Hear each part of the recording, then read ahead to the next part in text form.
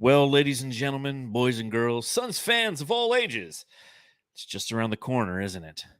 Suns Media Day was a couple days ago, and we're already starting to hear snippets from daily practices from our Suns players, learning how they're going to mesh and meld and become a team in every sense of the word, a team that has championship aspirations this year.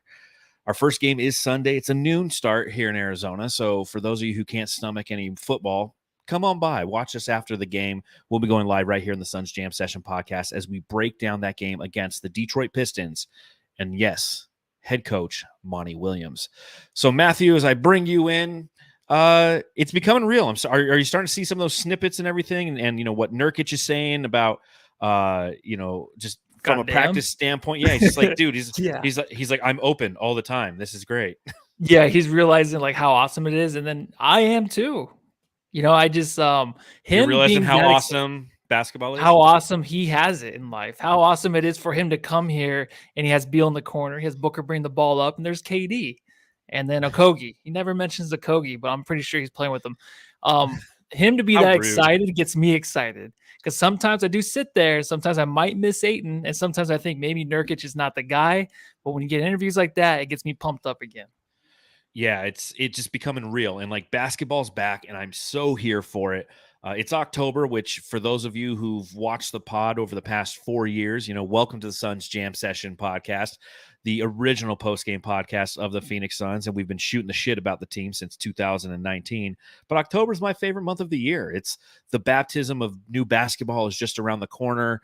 The MLB playoffs are going on. Football in both college and in pros is in full swing. And of course, that all of the fall is upon us because all the license plates are changing color here in Arizona as all the snowbirds invade here because the weather's finally getting nice and we're as far from 120 degrees as fucking possible. So it's a great time of year, and knowing that basketball, literally we get to see it on the court on Sunday, it just gives me all excited. I got all the feels, Matthew. Yeah, even though we did talk about like what a shitty time for a game, but my Cowboys play the Niners at 5:30, so I'm all good. Yeah, we were talking before the show started. I'm like, oh man, it's right during football. I love sitting around watching football. My Cowboys too. But oh well. So plenty to talk about, because one thing that we're going to be doing on this podcast is we're actually going to bring in Keith Feltner-Smith from the Portland Trailcasters podcast, because I don't know if you know this, folks, but this is actually a team in the Portland Trailblazers that we've had a couple transactions with this off summer. One was a free agent that we brought in, Eubanks. And then obviously everything that happened with Yusuf, Nurkic, and Nasir Little and Keon Johnson. So we're going to bring him on, and we're going to talk about the transaction, talk about his perception of those players that we received, and answer some questions about him or to him about DeAndre Ayton. It should be a fun conversation with another team. And that's one of the fun things about doing the pods, is getting to know other fan bases and how they perceive the Phoenix Suns and vice versa. So without further ado, make sure that you subscribe, rate, and review wherever you're watching this content, whether it's on Facebook, YouTube, Twitter, Twitch. Hit that thumbs up button, subscribe. If you're listening to the podcast, pop onto Apple, give us 5 stars, write a review. We'll read it right here on the pod. We really, really appreciate it. Those little algorithms let people know where to hang out when you want to talk about Phoenix Suns content. This is the place to be. So please do that. Pop them if you got them, my friends. I got myself a teeth cracking cold cord light right here. So we're going to pop them. And then we're going to bring Keith on, and we're going to talk about the Suns and the Portland Trailblazers.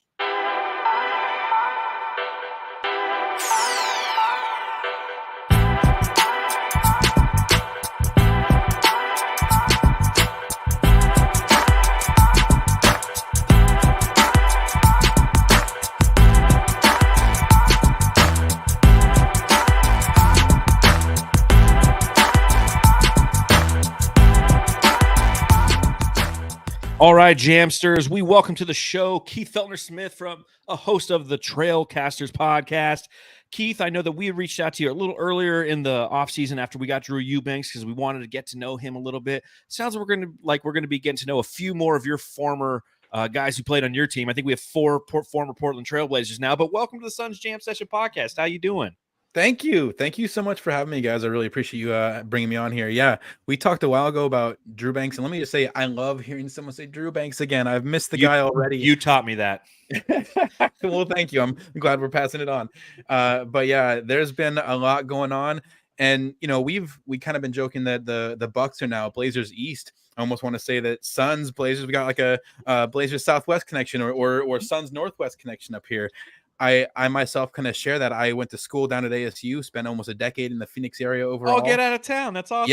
Yeah, I lived up here in high school, went down there for college, came back up here afterwards, and settled myself in. But yeah, so it's all love up here from everything you guys got going down there with the Suns.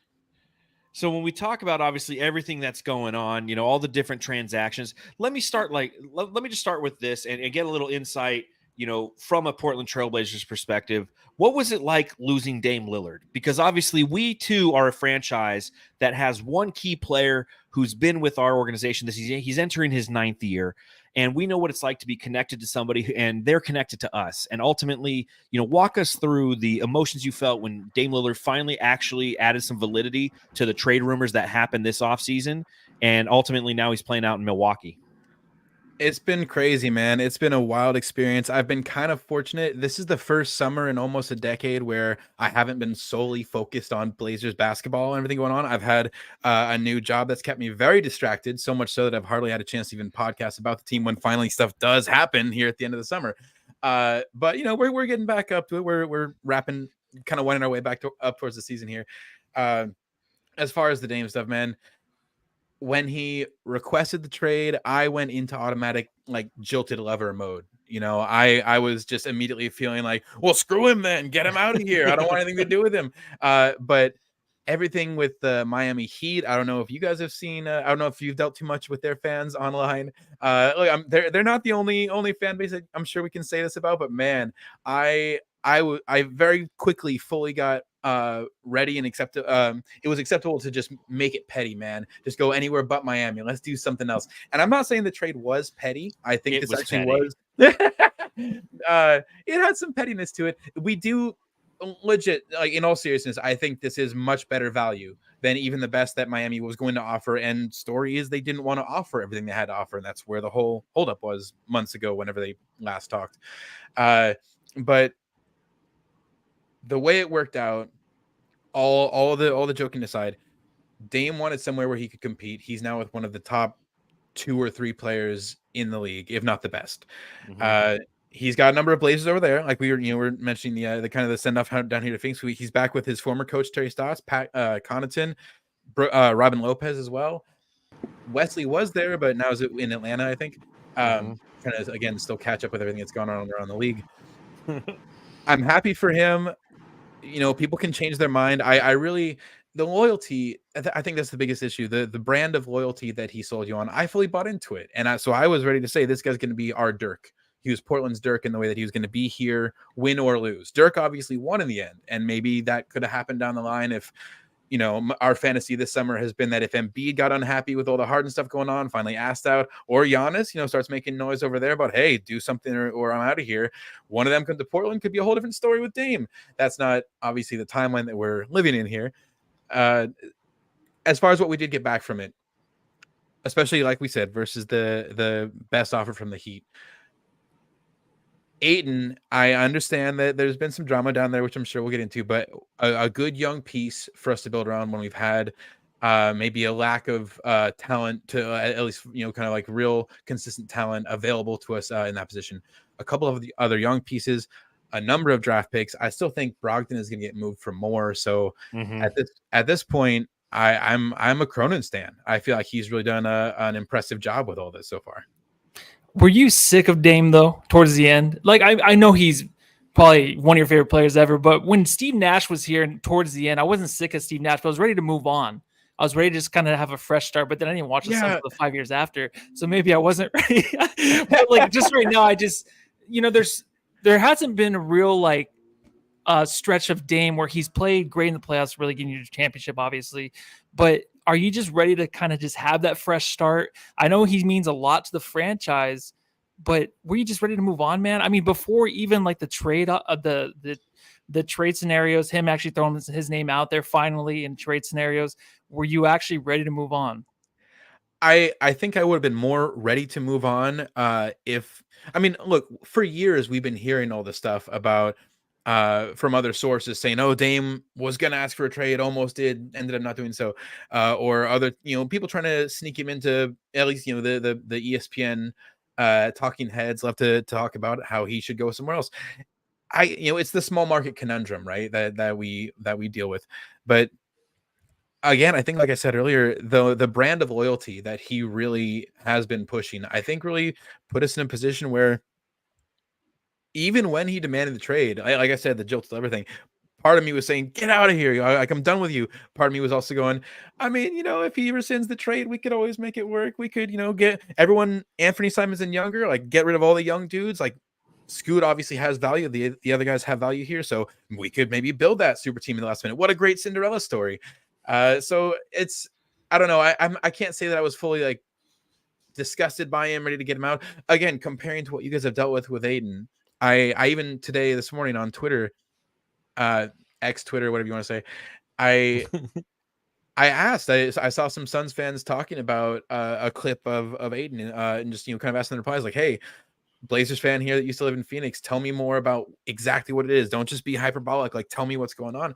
It didn't get a ton of replies, but it gave me at least an idea as far as maybe what you're referring to, the disgust you might feel with a player who's just kind of worn out his welcome. And we've had those up here before. Hassan Whiteside, most recently in the past, I think is a good Raymond Felton will legendarily always be cupcake to any Blazers fan. He tried to offer to fight fans in the streets when Felton was up here. So it's gonna be one of those where we've had those guys that wore out their welcome. Dame's not one of them. Yeah, I put Dame more on the level of Devin Booker for all the reasons that you stated, where you have the big market and national pundits putting words essentially into his mouth saying, "Hey, Booker could end up in New York. He says he loves playing in Madison Square Garden under the bright lights. That's a key. He wants to be here next season." And Devin Booker's never once put any merit to any of those rumors or said anything otherwise outside of, "I want to retire here in Phoenix. I want to be here in Phoenix. I love Phoenix. I love the community. I love every aspect of this." And so I can empathize with where you're coming from with the Dame side of it. And again, I think it was a quality haul that you guys did. I think it was very smart. I think you didn't jump at what Miami offered, because as you stated, they didn't have much to offer, especially in my opinion. And seen as, unlike Bradley Beal, like Bradley Beal had a no trade clause. He got to choose where he went to go. Dame had a choice, but he didn't have any leverage. And ultimately Portland held the leverage. And I love that they did two things to fuck the Heat. They traded him to Milwaukee, and then they got Drew Holiday, and they traded him to Boston. Oh man, when we got Holiday and they're talking about where could he go next, I was so, again, the petty side of me, so hoping like, come on, go talk to Pat Riley now. See if he'll get the same package that he wanted to give for Lillard. We can get that for Drew. It could happen, but again, I'm happy with what we got. I think Brogdon in the picks is a good haul for it overall. And again, I don't even think it's done. I'm not saying Brogdon won't play for the Blazers. We saw him today wearing number 92. So if that maybe gives you any hint of maybe how long he's planning to stay around, I don't think 92 minutes. There you go. Yeah, so I don't we'll see what it ends up being in the end, and in the end to really tally it all. But at this point, I'm pretty happy with what Cronin's done. Well, that's good. Again, if you're going to, I was having a conversation with a Lakers podcaster a couple weeks ago, and one of the questions that they asked was, well, the Suns are obviously all in with Durant and Beal and Booker. And that kind of is unfortunate, right? Because you've kind of painted yourself into a corner. I'm like, no, because at any time, if they feel like it's not going to be successful, they can trade one of those assets. Probably not Kevin Durant and get as big a haul, but like Booker would get a Lillard-like haul. Beal could get a Lillard-like haul. So there's always options out there, But here you are now. You got this stacked deck, if you will, full of all these different draft picks and talent. And you let go of some players. So I think, as Suns fans, we want to kind of get to know what your true feelings are as you've experienced these players as a fan. That's one thing that we do here. Although I am the managing editor of Bright Side of the Sun and I cover the team for SB Nation, a blog site, I'm 100% a fan. And I probably to a detriment. I was going through and I found an old Ayton rant that I had when Ayton had 19 points and 21 rebounds, and I was just pissed as shit. And I was watching, it's like, I remember that one. Yeah. lost the game against the Dallas Mavericks. And I'm just going off on Ayton, and I'm like, that's probably to my detriment. I'm a little too transparent in my feelings, especially considering we go live right after games, like right when your blood's still up. Oh yeah. And we're going live. I'm like, fucking motherfucker. So talking about some of these guys, Keon Johnson, I kind of want to work our way from the lowest contracts to the highest contracts and get understanding. Keon Johnson, obviously somebody who a lot of Suns fans don't think is going to be sticking around very long. The Suns currently have 17 players rostered plus 2 two-ways. So 2 of those players will have to go before the start of the season. Keon Johnson's most likely going to be one of them. But if he was to stay, what could you tell us about Keon Johnson as a player? Keon is one of these guys. He's for anyone who's not really kind of done the profiling, he's an athletic guard, probably more point guard than shooting guard, honestly. And just one of these guys that has, I think, played in the background, played that third position in rotation long enough where he just needs a chance. It just kind of needs the break. I'm with you where he probably is one of these guys that is going to at least be fighting for a spot in camp, not guaranteed one. I hope the best for him. I think he's got some good talent, but he just hasn't really had an opportunity to showcase it at this point. Even in Portland? Even in Portland, we've just had, the joke has kind of been oops all guards for a number of years now. Even back all the way to, Damon CJ McCollum. There was a long time where Blazers fans were chiming for moving Jeremy McCollum. Grant. yeah, like doing something long before it happened. And it's nice that it finally did. Obviously, a little too late in that direction. But Keon was just one of these guys where I think got caught in the midst of the team, divided between paths, not quite able to choose a fork in the road between rebuilding young and going all in on a veteran players. Matthew, any thoughts on Keon? No, actually, those are my thoughts because Keon coming over here had no idea who he was. When he first came over, I remember my friend said there is some potential there. Like Jason Sanchez has said that I want to keep Keon Johnson. Hope we do. He gets buckets when he gets minutes, which he means minutes. That's what they call minutes in Portland. They're monets. Yeah, and you know what? Keep Portland weird, man. It's like a whole Oregon thing. Ted Offensive says, I hope Keon gets a chance. His injury is worse. So Damian Lee did get hurt, meniscus, and he'd probably be out for a couple months, maybe even 3 months. So it might be worse than that. And having Keon Johnson now, even James Jones at the press conference on Media Day said that he's looking forward to having him on the team. Of course, it's probably something he has to say because he can't leave him out. But he's a guy that's probably just going to battle for a spot now. With D. Lee being out, there's another guard spot right there. All right, so Nasir Little. So question number 1, Keith. How do you say it? Nasir or Nassir? So I go with Nas for the short version. So that's what I'll be doing all season. Yeah, Nas, nasty Nas, man. Nasty Nas. He's our guy. I love Nas, dude. Again, I gotta say a little. It's kind of the same thing where he hasn't really had his opportunity that he probably should have by now. With how many years he's been on an NBA roster, he's just been kind of one of these background guys. And we'll talk about Nurk and the injury history in a minute. Nasir's injury history is real. He had legitimate injuries and had a hard time recovering from them, had both physical injuries as well as health ailments. He had some really bad sickness and the whole COVID period as well. He's just a guy that the timing has just been wrong. Even as recent as last season, before the Blazers had really reached this reset point, there was a small forward rotation entering the season where it was Nas and 2 others, and he had just as much. Honestly, he was maybe a fan favorite for this guy's going to be the starter, maybe not at the beginning of the season, but by the end. That was last year, and so he has the potential to do well. He's a very well-rounded player. He's worked on his 3-point shot from when he came into the league to where it is now. It looks much better, but he just hasn't had the minutes, the kind of the lack of someone in front of him, if nothing else. Yes, go ahead, Matthew. No, I was going to say the personality too. Is there something there? Yeah, because, with Mikal Bridges leaving and that whole era 2 years ago where they just had a ton of fun before games, after games, dancing around in their towels, whatever they did, there was always something going on with that team. After everyone pretty much left and it's just Booker, it's kind of a restart. Having Nassir, he is friends with with Mikal Bridges. He's wearing his number 25. He kind of seems like a goofy dude. I mean, does he have like a good personality, something that other guys can catch on to and be a good locker room guy? He's definitely a good guy. He's maybe a little on the quiet side, so he's not Okay. super outspoken so far as what we've seen, but the smile is giant. He definitely lights up. I think he connects with people really well. Also got to say, man, I'm forgetting his first name, but Nasir's dad. Apologies, Mr. Little, but Mr. Little it is. he's on Twitter as well. He's a great follow. He's a lot Okay. of fun, and they will relate to fans. They will talk to fans. They will connect both with fans. And I mean, again, as far as players, the Blazers have had some. There was a tarmac rap a little while ago where Dame put out a bit of kind of a video. They got the team videographer to kind of shoot the whole kind of team plane when they were stuck waiting for a game going down to California. Nas is in there. Other guys are in there. He definitely. The chemistry runs through him, I guess, maybe a good way to say it. He's in the middle of all that. He's not a fringe guy. And it's, man, I really hope he gets some minutes, man. I hope he gets a chance. Well, that's what we like to hear, obviously, and it's somebody that James Jones, Josh Bartlestein, our CEO, Matt Ishbia, our owner, on Media Day, were definitely referencing that they target him as a part of that trade.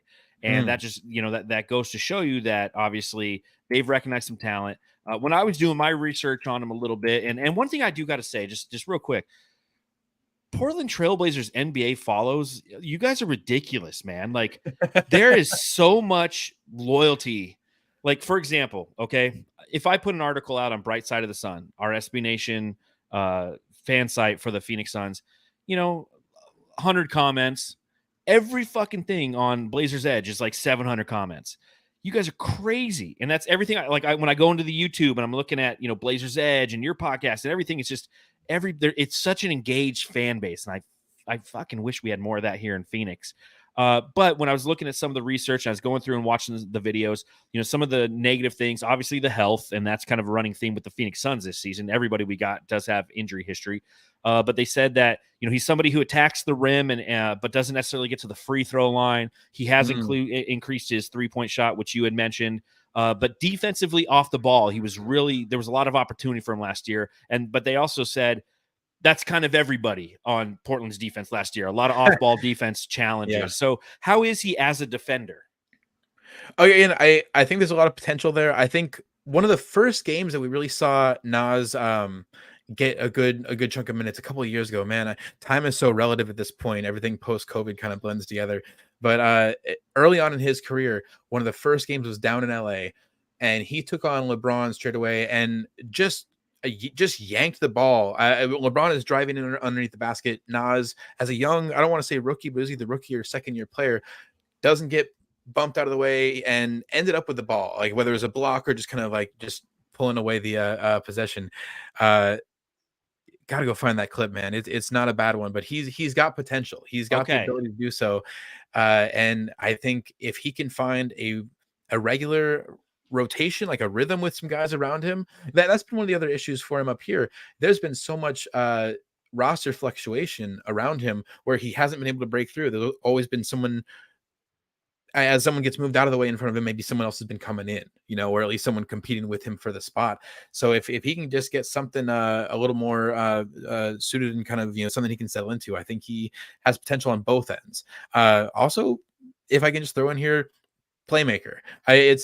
I know it's a silly comparison to make, but the general NBA fan knows Draymond. This is certainly the kind of guy you could put in the category of like, oh, is he a poor man's Draymond light kind of thing? He has the potential, I think, to do something like that. He has a very well-rounded skill set. It's just a matter of getting the minutes, getting the time.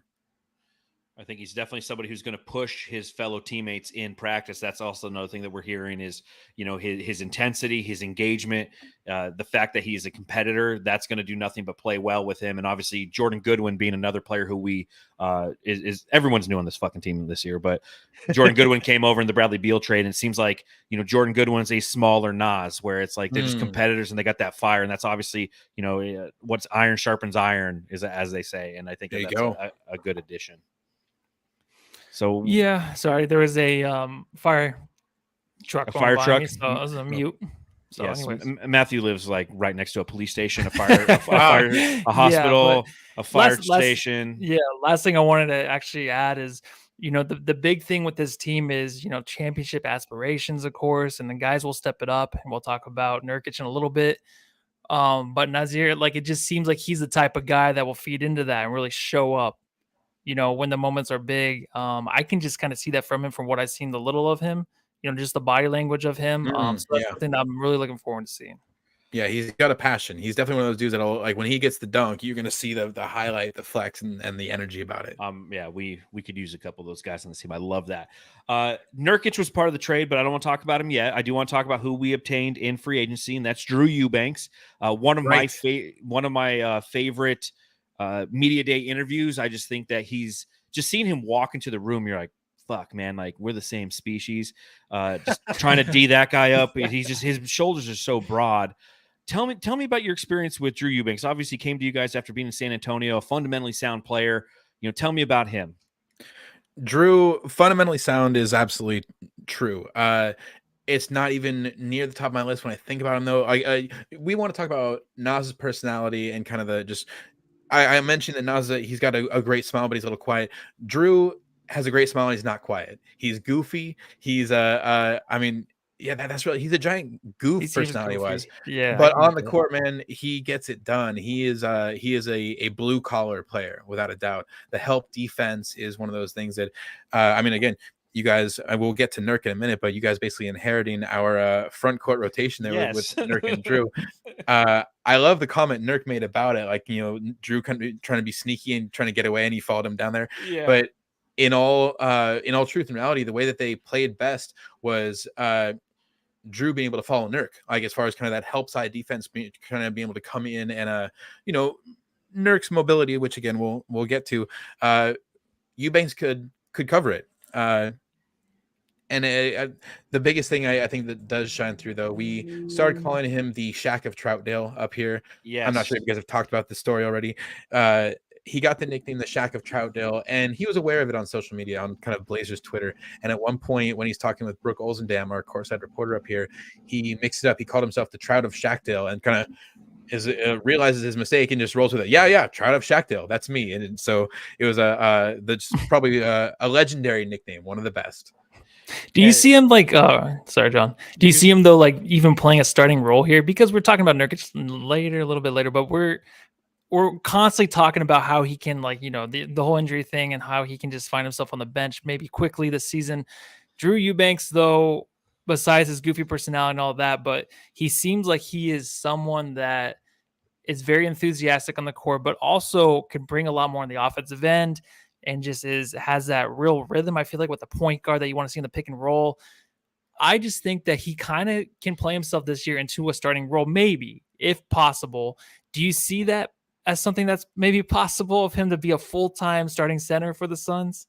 There's a little bit of rumblings of that. I don't think it's impossible. I think Drew, he brings offense. He's a center as far as the offense goes. He's got a little bit of a mid-range shot, but I wouldn't want to go out as far as the jump shot. There's a big difference with him and Nurk. Nurk is much more, trying to grow into more of a stretch five, and I think he's done well of that so far. Drew, though, I could see him as a starting center right now.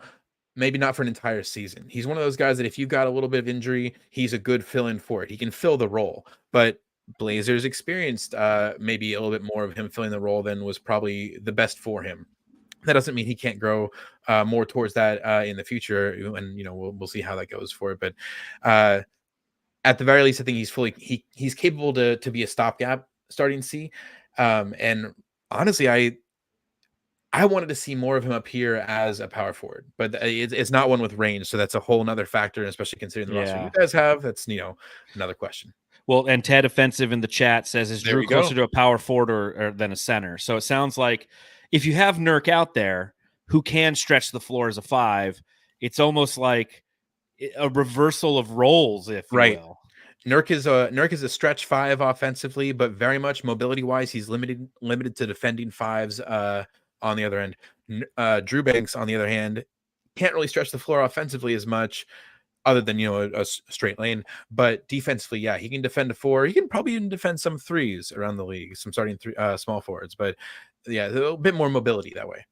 And he mentioned it obviously in media day about how he's not a perimeter player in any way, shape, or form.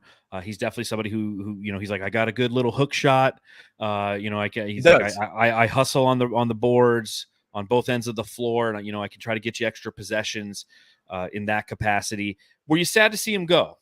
And yes. That's I guess I should ask that about all three players thus far. Are you sad to see them go? Because that's always the ultimate test of a player. Like for example, who recently left for us, and I was sad to see them go. Well, it wasn't Ayton. Mikal Bridges. I was sad to see Mikal Bridges go. Right.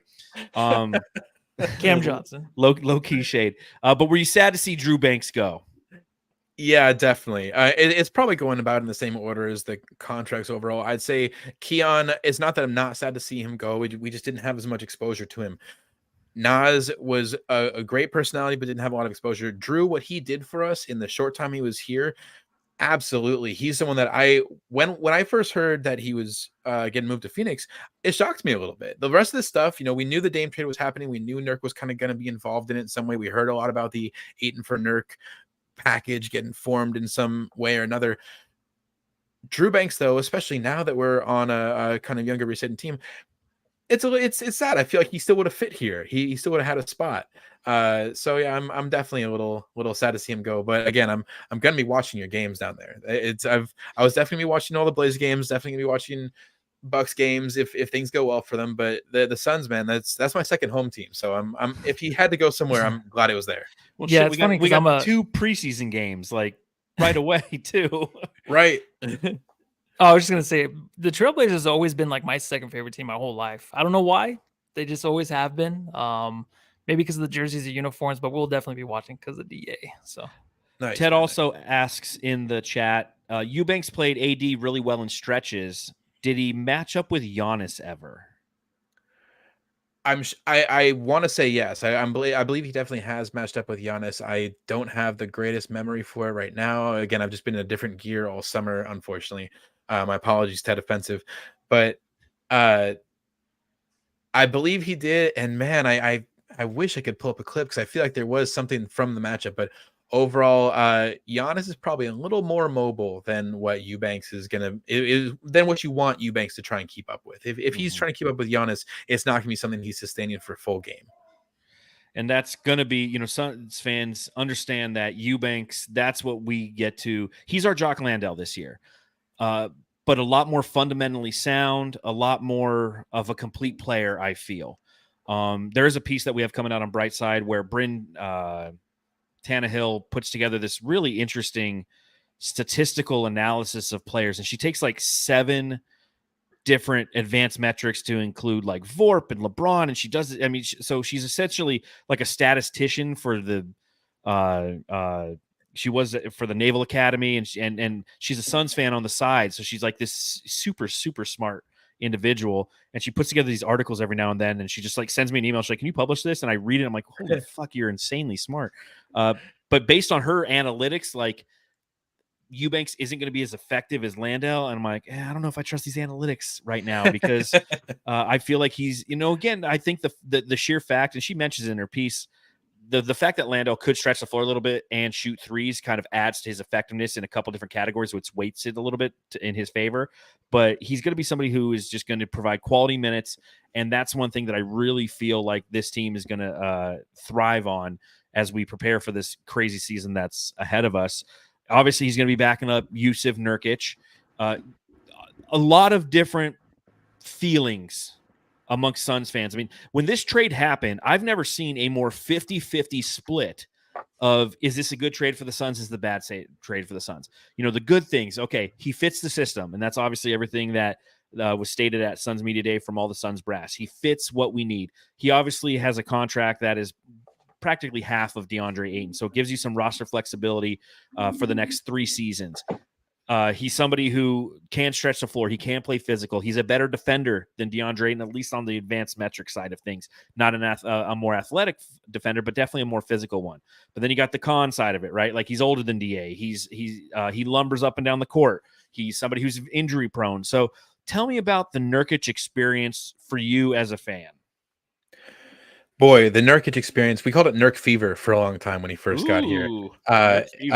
I had a very severe case of Nurk fever for a long time. I still am a very big fan of Nurk, and honestly, similar to how Phoenix fans have kind of turned on Ayton, I think Blazers fans are very divided on Nurk. There's some of us that are still diehard fans, and the whole phrase the best ability is availability is very true for what he's gone through.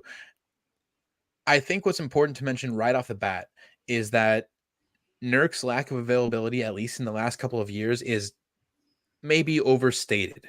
Is it because of the tanking, or it might have something to do okay with the tanking? Yeah, like the 2019, he fractured his leg. It was bad. It was gruesome. It was a double overtime game over the Nets, and it was one of those things that all the players on the floor were running back, we're diving away. It was and I think even the next season after, it took Nurk a good while to kind of get back to feeling comfortable again. He's a guy he's a rebounder, he's a big body that knows how to be big, and so I think that that maybe lack of foundation really got to him a bit.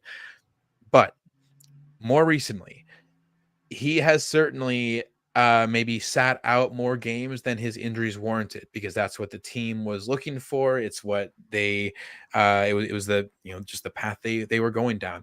And so I think that's something for fans to remember, is that while Nurk has had certainly an injury history, it's maybe a little overstated, and I would not be surprised if he was healthier and played more games for the Suns this season, when he's in a spot where there's a lot of talent ahead of him. There's no question on what his role is.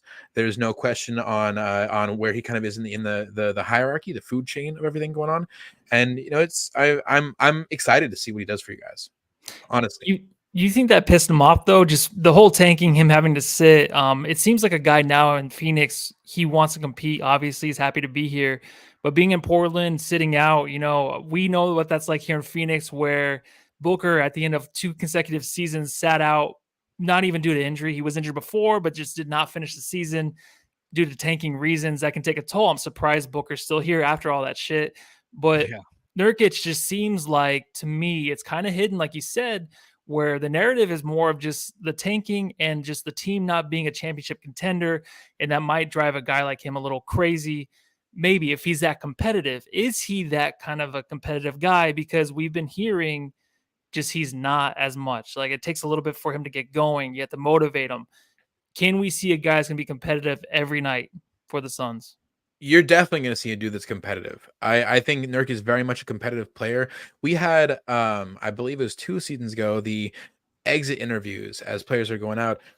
Nurk is basically talking about how Chauncey had already told him that he would be a more centralized role, like that he was ready to be a kind of a bigger role for the offense. And that's what he wanted. He wanted to, be competitive. He wanted to actually be making a difference with what's happening out there on the floor. I think what gets confused sometimes with maybe him being a little less competitive, he's a heart on his sleeve kind of guy. Sometimes he certainly maybe gets a little bit pouty when games aren't going well, when you can tell that it's just not going to go the Blazers' way. He's certainly one of these guys that maybe gets some cheap, tacky fouls that he probably shouldn't if he was more focused. But that was all part of the growth process too. I think it was something that Dame helped him with a lot over the years. The two of them had a very close relationship. There was a lot of friendship there off the court as well.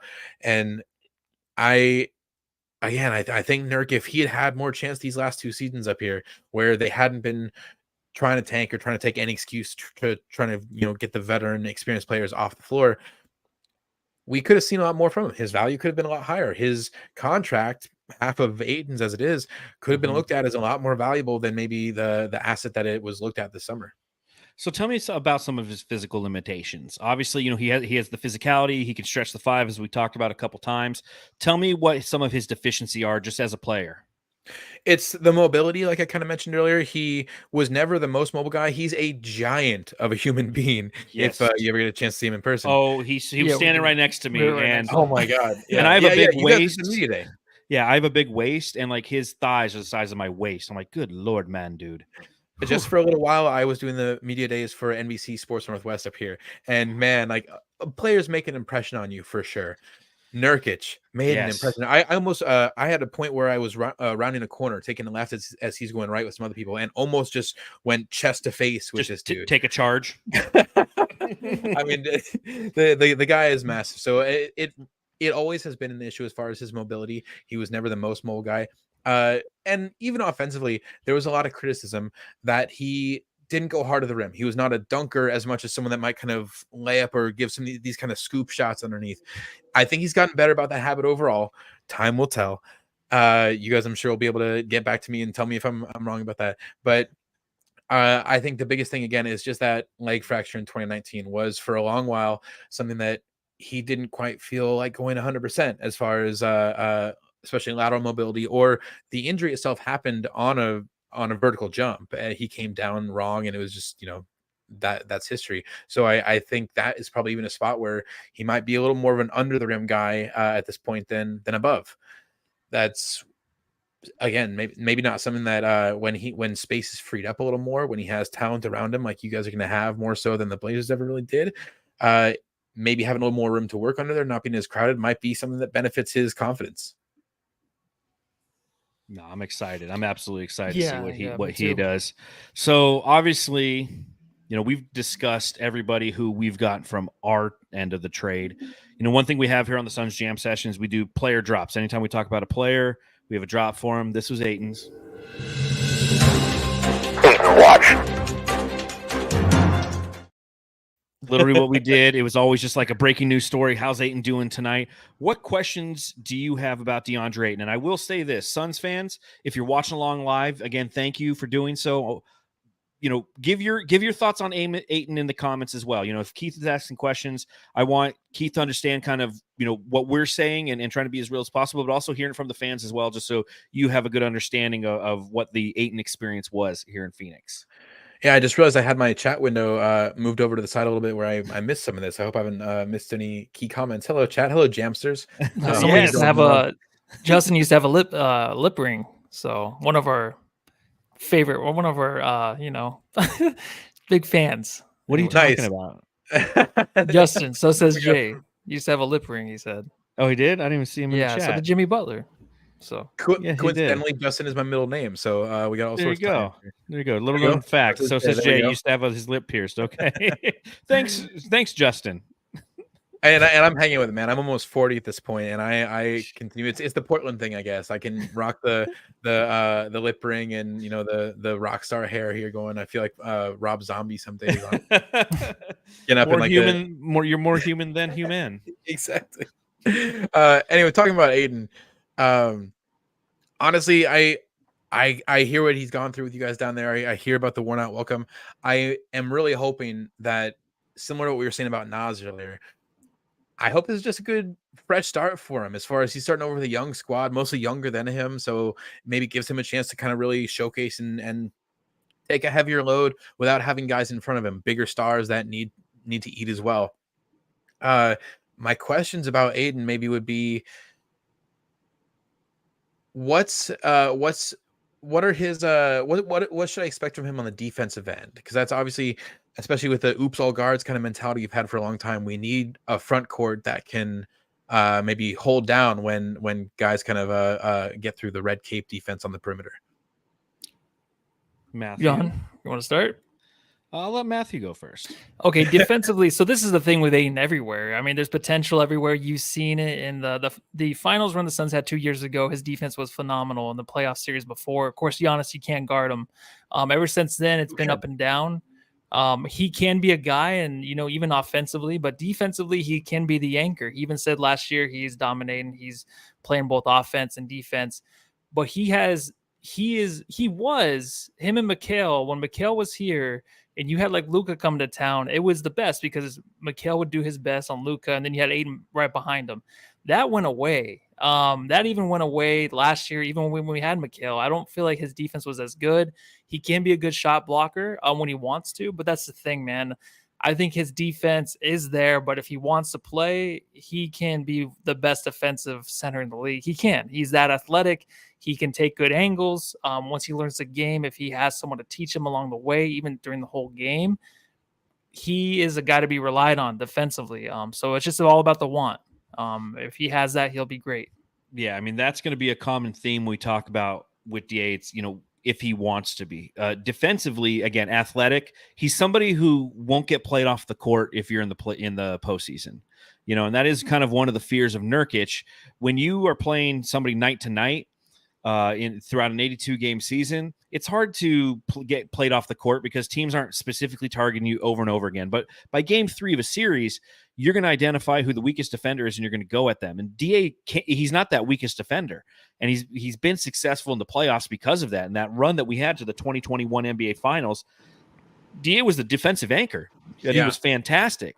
But unfortunately, DA has a lack of maturity as a human, if you will. And understandably so. He felt wronged by the organization. He was up for his rookie extension after that finals run. They didn't extend him. They let it go the whole year. The next year, he was a restricted free agent. He had an opportunity. The Indiana Pacers made a max offer. The Suns smartly matched it instantly. But at the same time, between losing trust from Monty Williams, losing trust from the locker room and Devin Booker and Kevin Durant recently, he's somebody who he was very disengaged. And that's why you saw when he was at his presser with the Blazers, he was very excited to be there. When the videos of him walking into your facilities and he's super excited, he does have that level of enthusiasm, and he does have that level of play and capability on both ends of the floor. And that's one thing that as Suns fans, we kind of feel robbed, because Frank Vogel's coming into this system, a new coach, a defensive coach. He talked about DA being the defensive anchor of this new squad. If your fourth best player is DA and he's got that athleticism, we were robbed of something that we'll never know. And it's because of a lot of personality issues and just hurt feelings by multiple people, both on the Sun side and DA side. Just like the Shaq and Kobe thing, but without the 3 championships. So, hey, I on one hand, I gotta say, I can. We've had our share of big man tragedies, I guess, with Odin and everything earlier in that too. But Odin was one of those guys. I just what you're saying, John, as far as never getting to experience what we had such hopes for the Aldridge Roy Odin combo. They played something like 60 games together and they won 48. There's some crazy stat. Yeah. They won a massive percentage of the few games they actually got to play together, and but that's all it was. That's all we got from. I can hear you on that, and again, like you're saying, my hope is just that Ayton's really got that chance to reset here, to kind of get things going with a young core that's all building the same time he is, versus trying to build while the franchise itself is gathering stars for a real run. I loved what he did in the 2021 season for you guys, or the postseason, but I think what he wasn't ready. He's young still. He's 25, right? 24, yes, 25. 25. Yeah. So yeah, it's I'm fingers are crossed. The other thing I will say about Ayton is you got to look at the arc of his career, right? He's the first overall pick. His first 2 seasons are with bad teams, if you will. I mean, his second season, they win 19 games. But he's featured heavily on offense, and he has an opportunity to grow. Then they bring in, maybe was his second season with Rubio, Matthew? Because the last 3 were So second season they almost make the playoffs. But that's also the season where he got hit with the diuretic and he was out for 25 games. So had that not happened, we would have made the playoffs. CP3 comes in. We completely go to 100% guard-centric offense. He's no longer featured in that offense. He's more of a role player. He accepts the role and he performs in it. And then again, everything kind of happens in succession, like I said, following the 2021 season. So I can understand and empathize with his frustrations. The challenge that I've always kind of had with DA is he's a lot of talk and not a lot of walk. And you saw in the most recent presser with his dominating statement. Dominance. I bring dominance. My name is Dominating. He doesn't bring dominance. He can bring dominance, but he doesn't consistently, and it's a level of engagement. Again, in a new environment, he most likely will thrive. With Portland, you're going to love what he brings sometimes, but you're also going to notice some of those little intricacies in his game that just kind of it frustrates you at times. I'll go through some of what the Jamsters are saying in the chat. Scared to dunk. He doesn't dunk for some reason. It's really frustrating. Soft from Corey Flynn. Streaky is a good way. I like what Hunter Star 05 says. Ayton has the potential and the tools to be an incredible finesse center. And that's the key. You're used to Nurk, used to physicality. Ayton is finesse. Maybe with a more centralized scoring role, we'll see him achieve his true potential. amazing game one day and soft the next few. We call him big game Ayton. Like if we were on TNT, like we'd get a good game out of Ayton. But then when it's on like the local broadcast, he would just kind of get disengaged. And again, part of that's because it was CP3 and Booker running the whole offense. And so he would, you talked a little bit earlier about how Nurk, when they're losing, you could see him pouting. Same thing with DA. And on offense, he would shy away. Instead of, posting up on the block and asking for the ball, he'd just go on the weak side and just kind of hang out and not go grab the rebound, which would be just very annoying. Again, Ayton could be among the best centers in the league, but dude wouldn't show up when needed. So you're starting to see a theme here. I do love what Dean Harrington says. Ayton going to sport Suns fans with free Chick-fil-A's in the fourth quarter because he misses free throws when they count. He's like a big box of chocolates. You just didn't know what you're going to get. And then Ted offensive. DA is capable of doing anything defensively or offensively. It's about where his head's at. His hands are not the best. That's another key. Yet CP3 you couldn't get him the ball. Which is nuts. Yeah, that's definitely something to say for sure. I remember watching some of that at one point. If you can't work with CP3, that's something to work on. It is funny how many of the knocks on the player that I'm hearing you guys talk about that are similar to what we've had with Nurk in the past. That's what a lot of people have said. So I think again the biggest difference is that in DA you've got a player who is growing, trying to kind of still find where his strengths are, trying to get towards his ceiling. With Nurk, you've got a guy who knows what his strengths are, knows his role, knows what to do, especially when you have such a clear definition above him with these players versus seasons where we've had him kind of, thinking that maybe he had a chance to be the second option, not the third or fourth or fifth.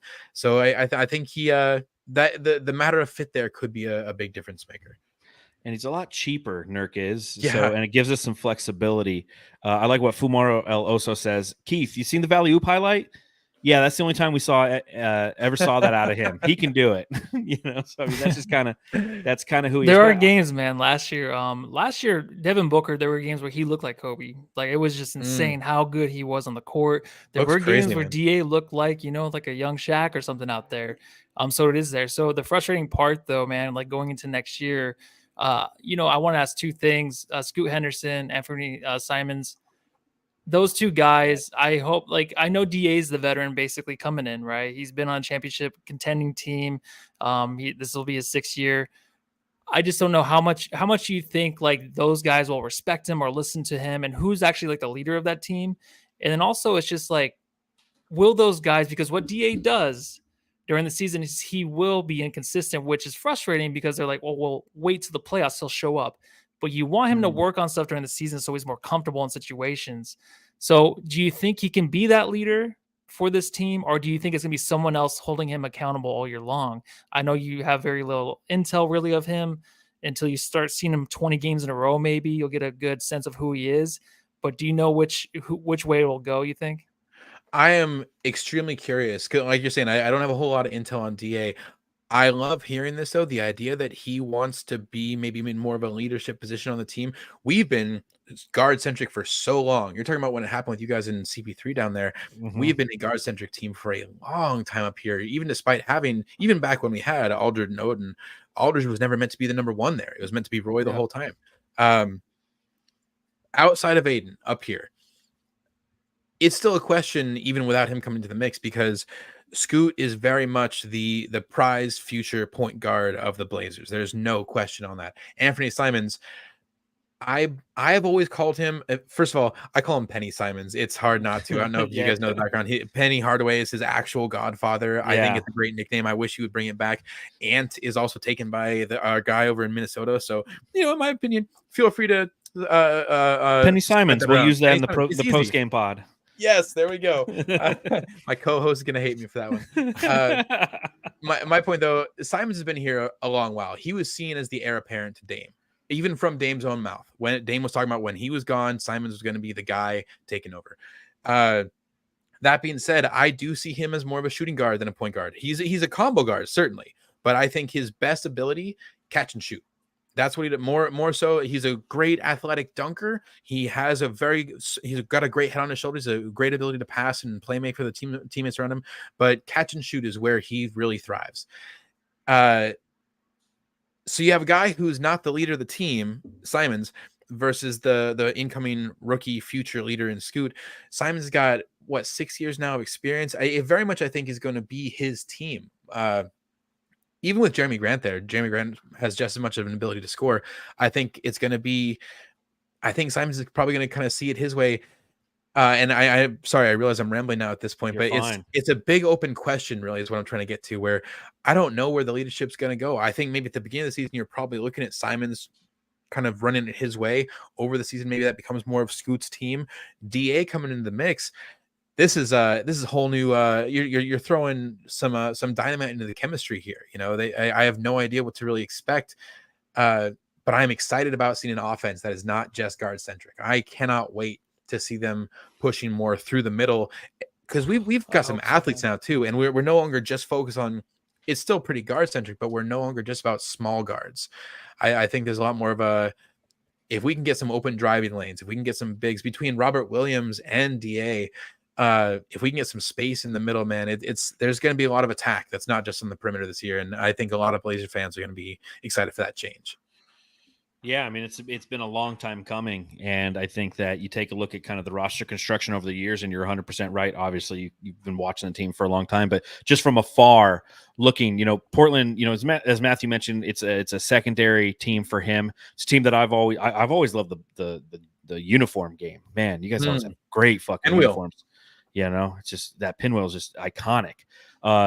But it's a team that we've always respected, but it's also, it's like, hey, if we have to play this team in the playoffs, we can win because you can bully their guards, because they always had like the smaller guards. Dame, outside of the Western Conference run, hasn't had very much success. So excited to see what you guys are going to end up doing this season. What are your thoughts on Phoenix now? I mean, fucking the Suns 5 years ago, we won 19 games or whatever. Maybe it's 6 years ago now. We won 19 games, and now we have like Kevin Durant and Bradley Beal. What's that like as a fan from afar, knowing that you obviously went to college here and whatnot, but how do you absorb what the hell we're trying to process every day? The pick of Bradley Beal was crazy. Let me just quick sidetrack. I'm so sorry, but I'm just watching the chat here. Corey Flynn talking about put it this way, Keith, in 3 years you'll be ready to move on from DA. I love this chat function you guys have. I'm gonna have to check out StreamYard for our own podcast. Thank you for showing me this. Of course. But I hear what he's saying, but I think maybe again part of the hope here with our young core, these dudes are all 4 or 5 years younger than DA is. So if we get to a spot where he's getting towards the end of this contract, or other guys are getting towards the start of this version of their contract, maybe it's one of those things. It's like, okay, we had a run, but one way or another, he's got 3-4 years, whatever, to kind of give that fresh start. Okay, so I just saw that in the chat, and I just I don't want to not address it. You guys are awesome. It's a good point. It really is a good point too, because you think DA had to play with Booker, who's always older and always treated him like a smaller brother. I mean, even during the pandemic when they played each other on NBA 2K, that's the only thing that was on that was like live sports, was like Booker beating the shit out of watching DA. That actually, yeah, like Booker like talk shit to him. CP3, all they did was yell at him on the court because he was in the wrong position, and his basketball IQ is like a 50 out of 100 sometimes. So you're right. He is playing with players where he is the elder statesman now. He's the guy who's been to the finals. It's going to be a different vibe from DA that we could never have here in Phoenix. Good, bad, or indifferent. It's just the way it is. It's what happens, man. Again, it's the same way that Dame is moving on to Milwaukee. I think it's going to be a very different vibe from there than here, where he was very literally carrying the team very much. He never had, he had an all-star, I think, for 3 seasons of the 11 that he was here. So that's one all-star teammate versus now he is got 4 in the starting lineup with him. Anyway, and MVPs. As far as Phoenix, though, I love what you guys are doing. D-Book is amazing. I love watching his game. I was always a fan of Ayton, but I get where like you're saying, the timing with what he wanted, the role he wanted to have was not what he was going to have with that team, especially when you then go and add Kevin Durant and Bradley Beal. The pickup of Bradley Beal is amazing, is what I was starting to say earlier before I got distracted by the chat. And I think that is the kind of piece, especially now getting in a solid role player with Nurk. And who's your 5th starter? Who am I missing here? We don't know yet. It could be Keita Bates-Diop. It could be Josh Okogie. Okay, Okogie as well. Either way, the upper end of talent is not the worry for you guys, and I think that's something that most teams are probably pretty jealous of. So when you fill that in behind with players like Nurkic that can know his role, fill his role, with Nassir, who, if he's going to have a role, I think he can do something with it. And my apologies for not knowing the rest of your guys' depth chart as well, but I think at the very least, we got Eric Gordon. Like, Eric Gordon's on this team. Yuta Watanabe, like it's Watanabe I like a lot as well. It's another good pickup. They did a really good job. I think the big thing is that with the upper tier talent you have, filling in the gaps for the depth here is the critical element. And so hopefully this trade helps you guys as much as it hopefully helps you this year, while it helps us maybe 2 or 3 years down the line. I'm good with that. I can until we get that. Embiid next year because he'll be unhappy. Right. Oh my God, no. Hey, look, it's always Booker with 2 other guys every media day taking pictures with 2 other superstars. If you can turn DA into Nurkic into Embiid, I will I'll be here for it, man. I'm good for it. Biggest thing too is as long as he doesn't end up on the Heat, I'm good for it. Yeah, amen. Yeah, fuck the Heat. That's what we've learned on this podcast. Yeah, we got Grayson Allen too. It's been this complete overhaul. Obviously, chemistry is the number one thing that we're all just kind of sitting patiently waiting. Health, obviously, but. It'd be nice for us to finally, do what you guys did back in, was it 77? Win a championship, man. Oh, man. And let me just say, too, when I was down in Arizona there, I saw the Amari, Steve Nash, Stoudemire, the 7 seconds or less Suns, man. Yes. Yeah. Thank you. That team was amazing. That's what, when I lived up here as a little kid in high school and kind of got into the Blazers, would go with my dad. It was in college down there with friends, learning fantasy basketball and everything that really did it for me. So I'm always going to have that connection to the Suns, man. Like as far as just what really got me into the next level of basketball, got me to the point where I was doing podcasts and got a job in the business, and now back to trying to, do the home studio thing here. Yes. Well, Keith, we appreciate you being on the pod. We're going to have you on again. Again, we go live after every Phoenix Suns game, so we might have you on if you're able to after a Suns Trailblazers game and talk about our reactions, and you can watch us play all of our stupid drops that we have for all the players. But do our listeners and watchers a favor. Let them know where they can follow you and your podcast. I will do that. I'm just going to say first, too, I'm a huge fan of the drops. I'm all about sound effects on our pod, too. Some people call me out for too much music beds and sound effects, man. I'm old school radio DJ style. Like that's how I want to do it, as I hit my mic like a radio DJ would. But yeah, thank you guys for having me on, man. I love doing this. Trailcasters is the Podland Trailcasters. So it's kind of like the play on Portland Trailblazers. We're on Twitter. You can always send emails to trailcasters@gmail.com. We've got a Discord as well. You can find it in the episodes. There's a link in the episode description for all of our episodes that we throw out there. We've had a real lack of episodes this summer. That is mostly my fault with the job, but schedule things happen. Usually though, we're weekly, if not more. And honestly, I'm gonna be checking out the StreamYard thing here too. So maybe I'll tell you about it afterwards. I'll get you guys to come and join me on our pod too. But yeah, thank you so much. And anytime you want me to come back, man, I'm here for it. Fantastic. Matthew, tell them where they can follow you. At Matthew Lissy. Cool. That was very engaging. You can also follow me at Darth Voida. You can read my writing at brightsideofthesun.com. Again, our next podcast will be coming to you live after the Suns play the Detroit Pistons. So until then, Matthew, what can the people go to? Go home and love your Damian Lillard. Oh, okay.